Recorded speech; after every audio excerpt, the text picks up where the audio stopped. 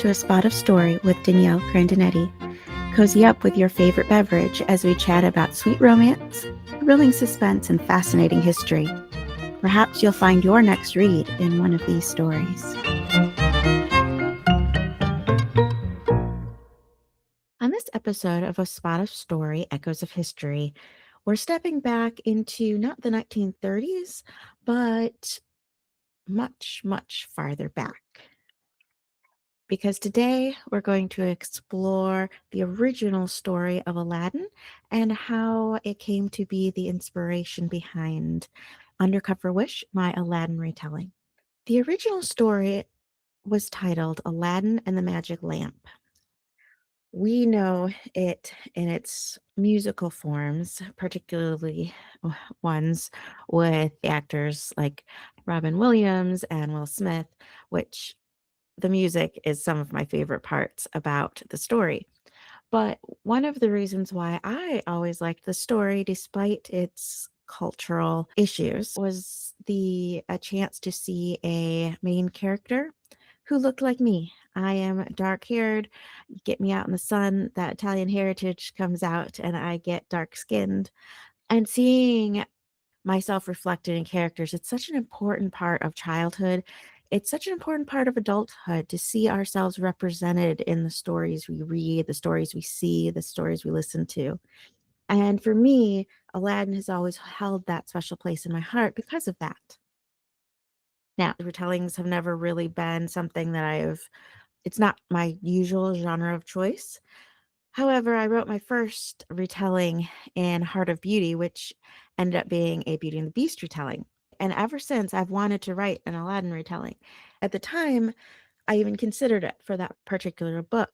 But the original story of Aladdin is so fraught with racial difficulties and misrepresentations and stereotypes and racism that that wasn't the right story for it. So I held on to it, knowing that someday the right story would come that would need this retelling as its foundation stone. As I was considering this origin story from the Destasio Journalistic Agency series and Allie's original story, she first appears actually in Investigation of a Journalist because I was beginning to realize that I wanted to have a stunt journalist. From that, it developed into the series. And you can listen to another podcast episode about where I talk about that. Allie was not that was not her original name when I first started writing her character. In fact, she didn't appear in Carrie's story at the end of the Harvard and Crow's Nest series. But as I delved into the origin of the Destasio Journalistic Agency and the fact that stunt journalism was at its height in the late 1800s, all of a sudden these puzzle pieces started connecting and fitting together. I realized this was my chance to have an Aladdin retelling. Not just an Aladdin retelling, but a reverse Aladdin retelling. Allie, the intrepid stunt reporter, was my Aladdin character. So way back when I was writing, again, Carrie's story, I rewrote the side character to be Allie, and I fell in love with her. Granted, in Carrie's story, it's how many years in the future, but I knew she was gonna be this older aunt kind of person who takes everyone under their wing. Think about some of the stories we often see about the incredible foster moms who take in children and show them found family. That is essentially what Allie does. So where did she get this from? Where did her origin begin, and how did that relate to the Destasio agency? Enter Aladdin and the Magic Lamp.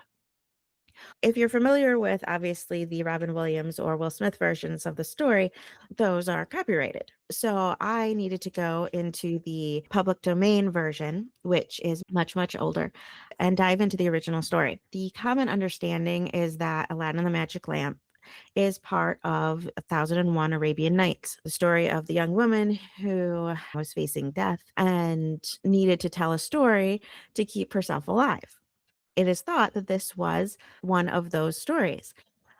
It's not. It was added by a author who translated the original 1001 Arabian Nights stories and added Aladdin and the Magic Lamp. So I went further back to find the original story and discovered two things. One, it was even more racially stereotyped and horribly racist. And two, it was actually the perfect backdrop for the story that was blooming out of Allie's life. So, why? Because in the story I'm telling with Allie's story was the late 1800s Chicago, and Italian immigrants were that racially prejudiced against community. And not just that, women, orphans, immigrants of all kinds, but Italians were heavily targeted. My story takes place just a couple years after the largest mass lynching in US history, which happened in New Orleans and involved 11 Italian Americans. There were a lot of issues going on then in Chicago, and layered on top of that is the construction of the Chicago World's Fair, known as the White City, which I just thought was such a picture of basically whitewashing history. And that is part of the underbelly of the construction of the White City and the Chicago World's Fair at the time. The immigrants who worked on the project were often mistreated. The economic situation, women were often overlooked, even in the almost tokenism that happened in some of the exhibits. Enter amazing women like Jane Addams, who founded the Hull House and worked to bring women into safe homes where they could have their children and escape some of the horrible poverty and situations they were finding themselves in at the time. And all these cultural dynamics that were just turning around in the city of Chicago. Enter the Aladdin story. Thank you for tuning in to this episode of A Spot of Story. This is part one of two. So please join me next month to finish listening to how Aladdin and the Magic Lamp inspired Undercover Wish.